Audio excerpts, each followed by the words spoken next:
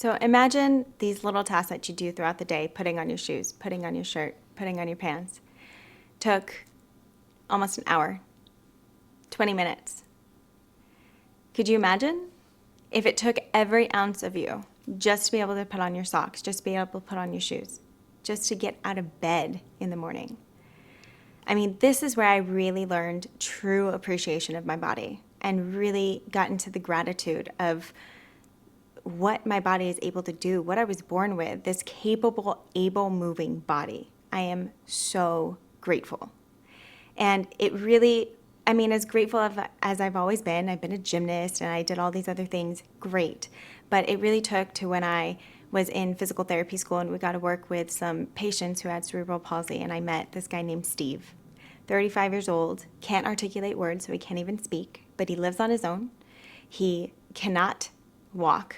Like, watching him get up and down from his wheelchair is one of the most painful things. It looks so painful. It looks like you just want to help him.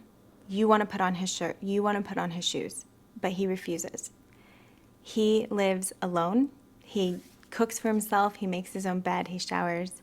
He does everything by himself. And to know that someone who was born this way, he was born with cerebral palsy, but he doesn't see it as a limitation. And he doesn't let his body hold him back. He uses literally every ounce of his body, what he is fully capable of doing, to be able to move, to be able to live alone. And yet we sit around waiting for when the pain's going to come, waiting for, oh, now I need a stretch. Oh, now I need to do these corrective exercises. Why not take control now? Why not appreciate and love the body and be able to move into the body to live this life of longevity, of a pain-free lifestyle? That should be the goal. I mean, I am so grateful and so blessed to have grown up in a family that appreciated movement, and that was just part of life. That's just what I saw growing up. My mom was a runner. I remember riding my bike next to her as she's running, and my dad would work out after work. We'd all go on family walks together, and we took trips. We adventured. We went wakeboarding every summer. We went skiing or snowboarding every winter. And so movement was just part of life. But why wouldn't you want to show your family that? Why wouldn't you want to be the example for the kids? Be the example as your sister. I mean, watching my sister as she was going through pregnancy, we did a workout together when she was 8 months pregnant of a HIIT workout. And it was amazing. She's like jumping around and still doing her thing. And she taught stroller strides, empowering other moms to move all throughout her pregnancy. And that's what's beautiful, is being able to appreciate this body and say, I'm not only grateful that I woke up today and I was able to take a breath, but that I can move. I mean, that is such a beautiful thing. And I feel like, why wait till we're in pain to take action?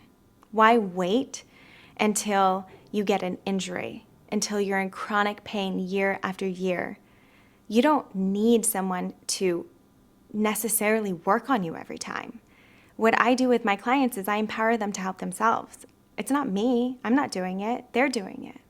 They're the one who is taking action. They're the one implementing it into their lives. They're the one who are taking action and moving throughout the day and finding stretches that they can do at their desk, finding ways that they can get out of their pain on their own. They're doing it. That's not me.